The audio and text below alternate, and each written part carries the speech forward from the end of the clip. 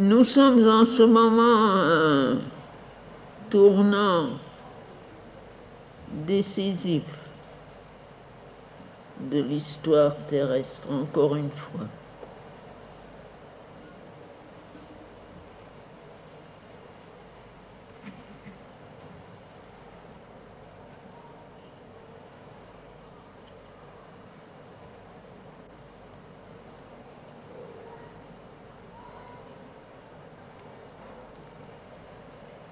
De beaucoup de côtés, on me demande qu'est-ce qui va se passer.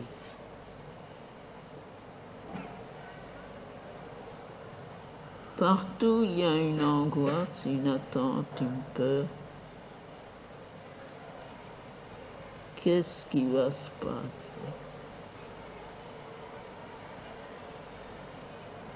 Il n'y a qu'une réponse. Si seulement l'humanité consentait à être spiritualisée.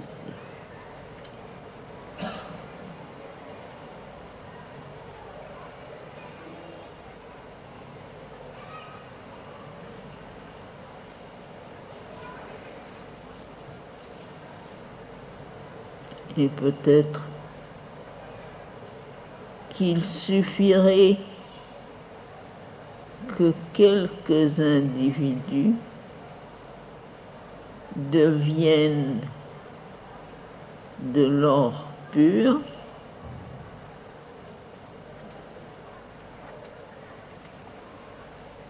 pour que cet exemple soit suffisant pour changer le cours des événements.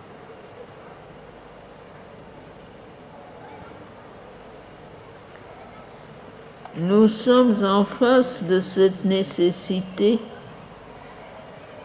d'une façon urgente.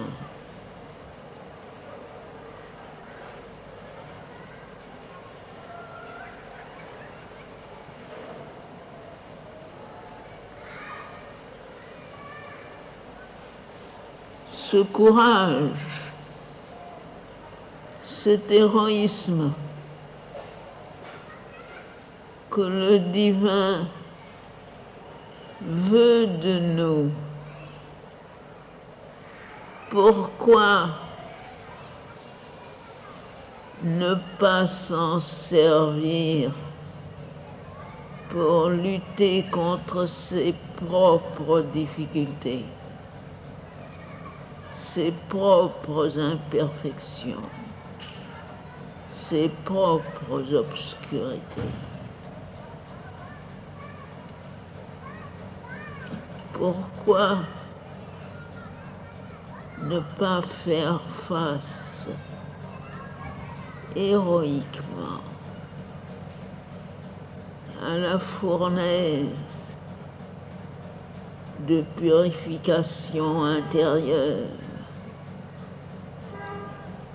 afin qu'il ne soit pas nécessaire qu'il y ait une fois de plus une de ces destructions formidables, titanesques, qui plongent toute une civilisation dans l'obscurité.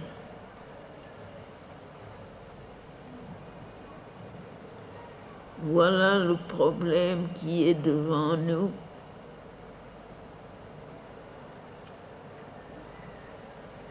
À chacun de le résoudre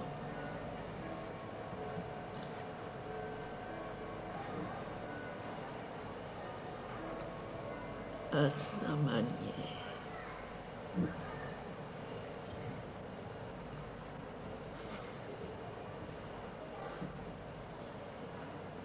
Ce soir,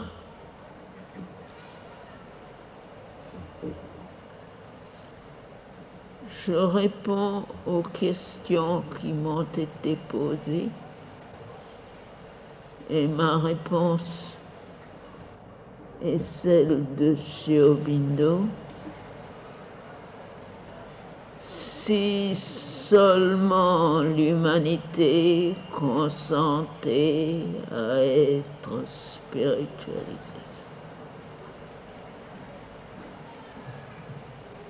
Et j'ajoute, le temps presse au point de vue humain.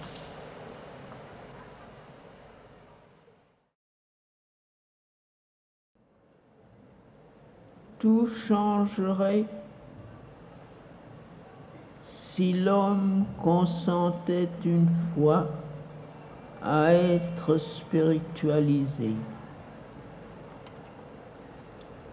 Mais sa nature mentale, vitale et physique se révolte contre la loi supérieure. Il aime son imperfection.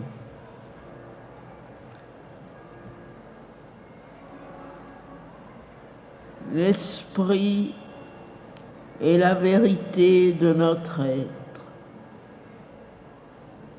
Dans leur imperfection, le mental, la vie et le corps sont ses masques. Mais dans leur perfection, ils seraient ses formes. Être spirituel ne suffit pas.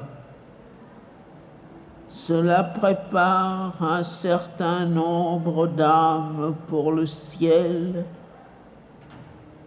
mais laisse bien la terre là où elle est. Un compromis n'est pas non plus le chemin du salut. Le monde connaît 3 genres de révolutions.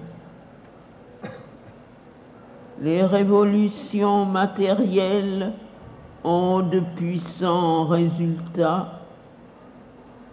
Les révolutions morales et intellectuelles sont infiniment plus vastes dans leur horizon et plus riches dans leurs fruits. Mais les révolutions spirituelles sont les grandes semailles. Si ces 3 changements pouvaient coïncider en un parfait accord, une œuvre sans défaut serait accomplie.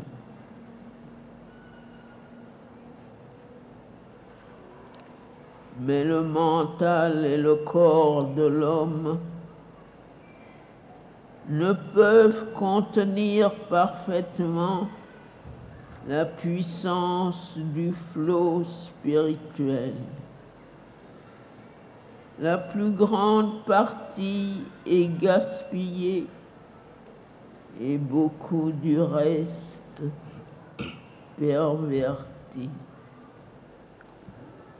Dans notre sol, de nombreux labours intellectuels et physiques sont nécessaires pour obtenir une maigre récolte à partir de vastes semailles spirituelles.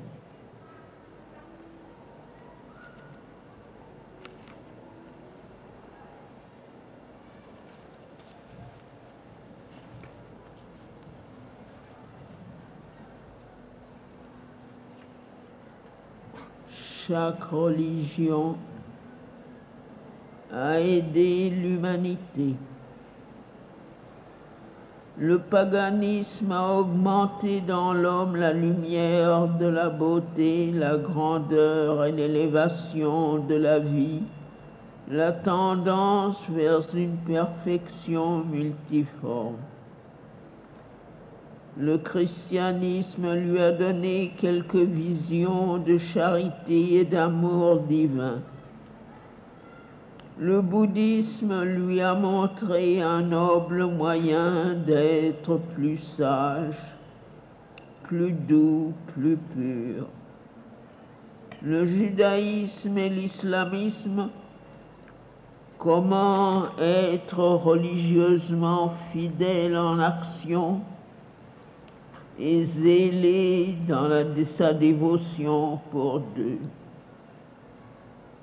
L'hindouisme lui a ouvert les plus vastes et les plus profondes possibilités spirituelles. Ce serait une grande chose si toutes ces vues de Dieu pouvaient s'embrasser et se fondre l'une dans l'autre, mais les dogmes intellectuels et les égoïsmes culturels barrent le chemin.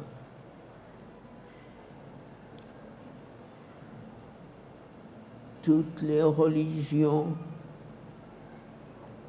ont sauvé un certain nombre d'âmes, mais aucune n'a encore été capable de spiritualiser l'humanité. Pour cela, ce ne sont pas les cultes ni les credos qui sont nécessaires, mais un effort soutenu et englobant tout vers notre propre développement spirituel.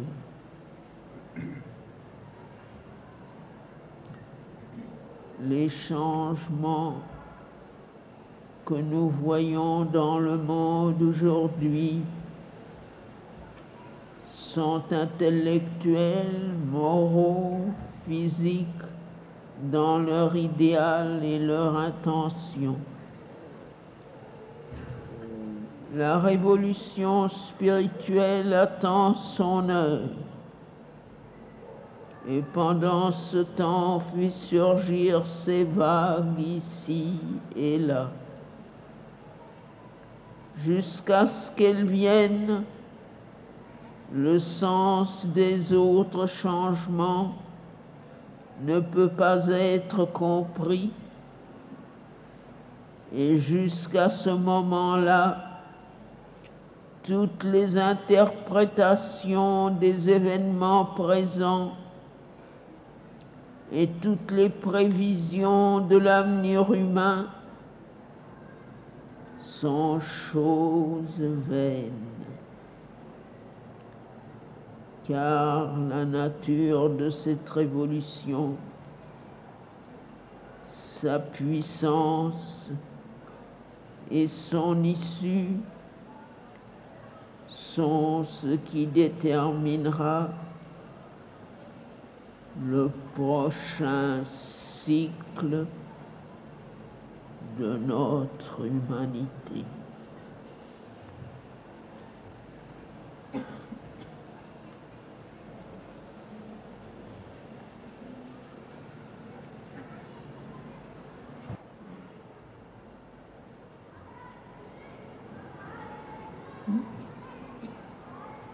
Avec c'est écrit, ce serait une grande chose si toutes ces vues de Dieu pouvaient s'embrasser et se fondre l'une dans l'autre. Mais les dogmes intellectuels et l'égoïsme culturel barrent le chemin. Comment est-ce que c'est possible de...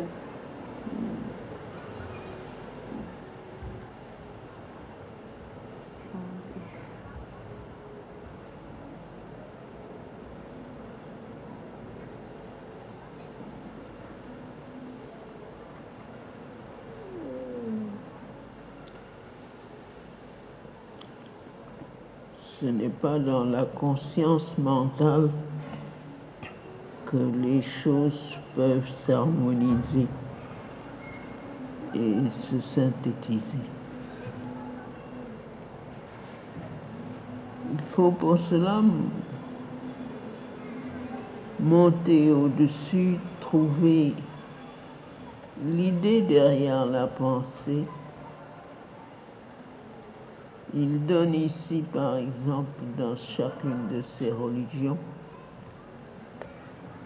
ce qu'elle représente comme effort, aspiration et réalisation humaine.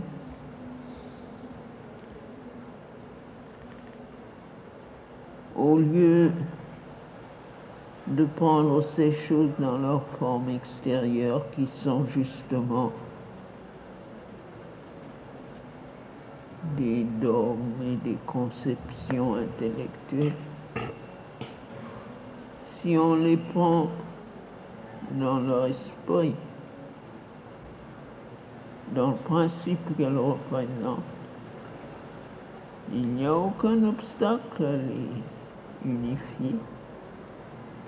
Ce sont tout simplement des aspects du progrès humain qui se complètent parfaitement bien et qui devraient s'unir avec beaucoup d'autres encore pour former un progrès plus total, plus complet, une compréhension plus parfaite de la vie, une approche plus intégrale du divin.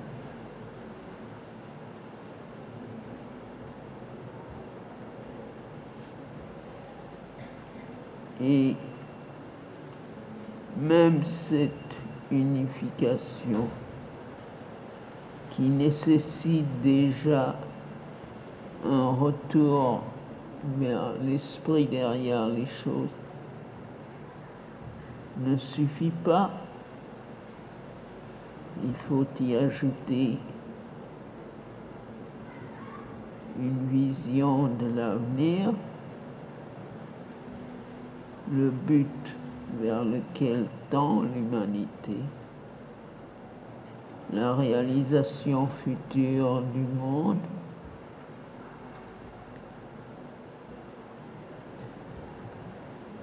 cette dernière révolution spirituelle dont il parle, qui ouvrira l'ère nouvelle, c'est-à-dire la révolution supramentale.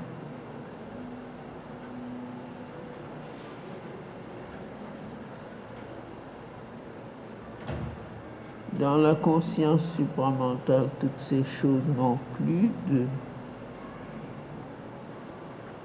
contradiction, d'exclusivisme.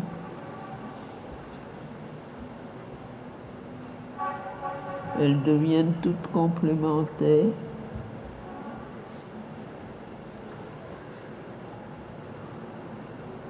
C'est seulement la forme mentale qui divise.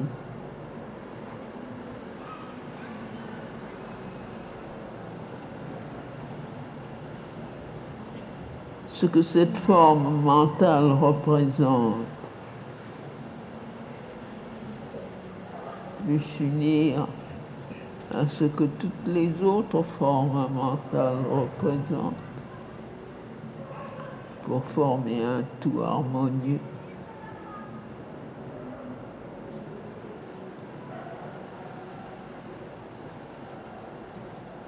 Et c'est ça la différence essentielle entre une religion et la vraie vie spirituelle. La religion existe presque exclusivement dans sa forme, dans son culte, dans un certain ensemble d'idées. Et elle ne devient grande que par la spiritualité de quelques individus exceptionnels.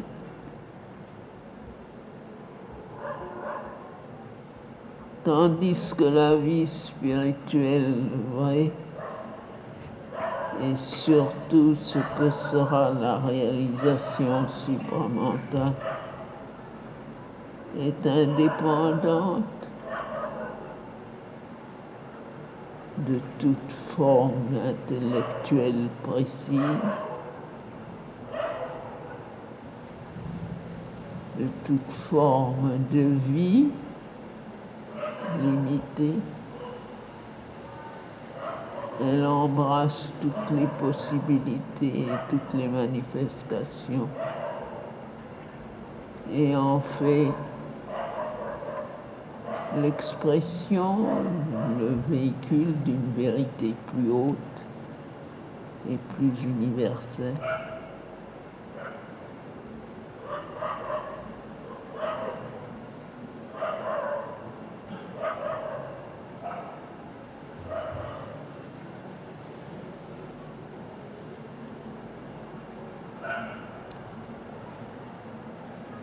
Une religion nouvelle serait une chose non seulement inutile mais néfaste.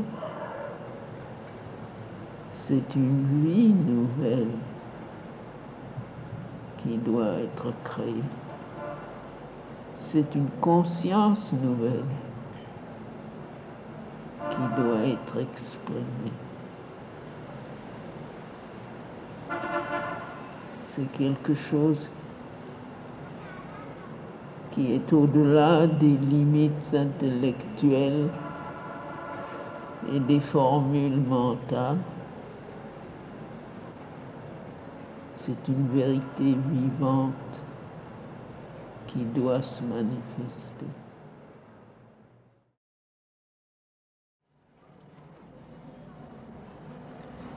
Partout où tu vois une grande fin, sois sûr d'un grand commencement.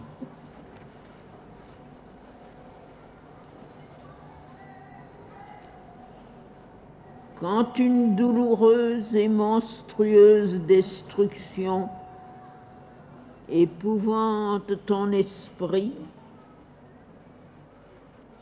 console-le avec la certitude d'une vaste et grande création.